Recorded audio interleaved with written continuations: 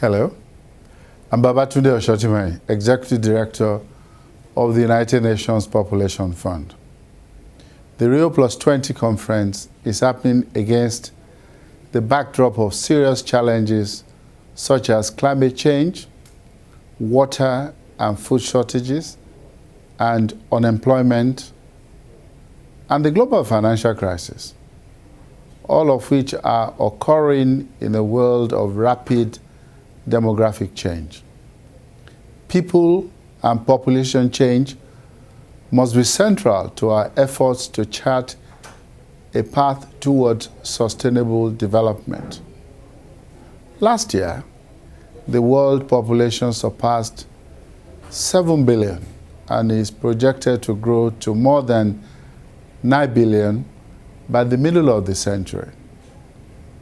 Youth make up half of the world's population today, and in some of the least developed countries, 60 to 70% of the population is under the age of 25.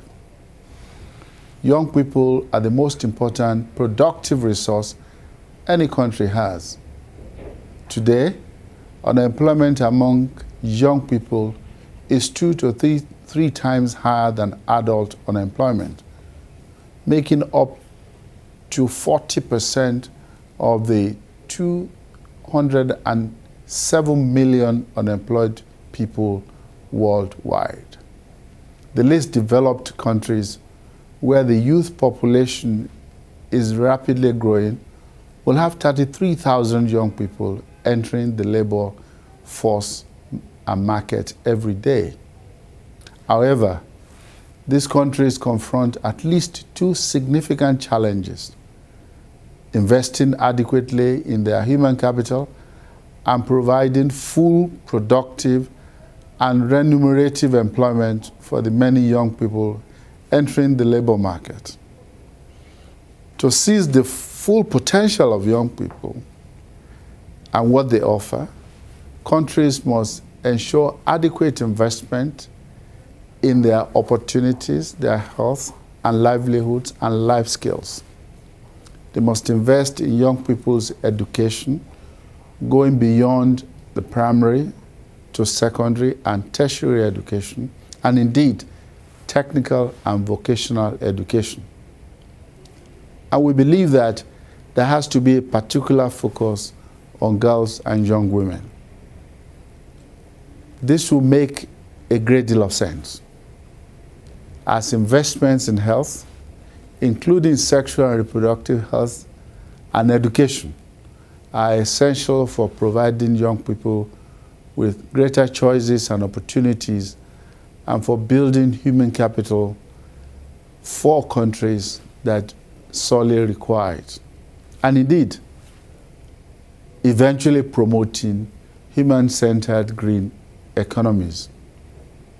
In high fertility countries, adolescent pregnancy constitutes a significant obstacle to girls' education, to their health, and their career opportunities. Too many young women become teenage mothers, drop out of school, confront discrimination and exclusion, and lack the means to protect themselves from HIV infection. Too many are unable to engage in productive employment and indeed in social and political participation. In short, too many are getting stuck in poverty. Investment in youth is essential, but not sufficient to ensure their employment. In many countries, economic recovery is too weak to create jobs, or growth is simply jobless.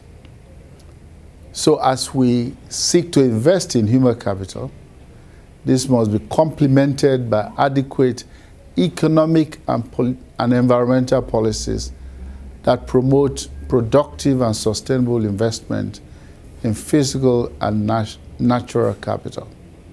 Current patterns of economic growth are associated with an accelerating depletion of natural resources, and more frequently, we have now intense natural disasters. these patterns are a major liability for the younger generations.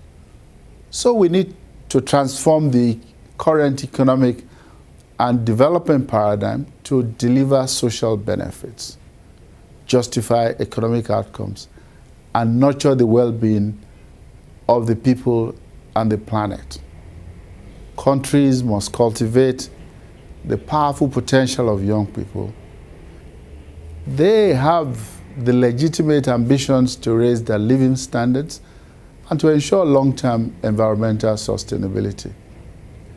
They lead in the fight against the impact of climate change and in the struggle for social justice. Young people are the real force for ending poverty and creating sustainable societies. We must support their empowerment and participation to effectively promote the transition to sustainable development and green economies. We are gathered in Rio to take concrete measures to make a more equitable, greener, and more prosperous world for all. And as head of the United Nations Population Fund, I urge all of us to join the Social Pact for a Common Future and a Pact for Green and Inclusive Economies, and indeed, investment in our youth. We must increase investment in young people, create sustainable employment, and provide opportunities for our young people. This we can do through the greening of economies. And as our Secretary General, Ban Ki-moon, has reminded us, failing to invest in our youth is a false economy. I thank you.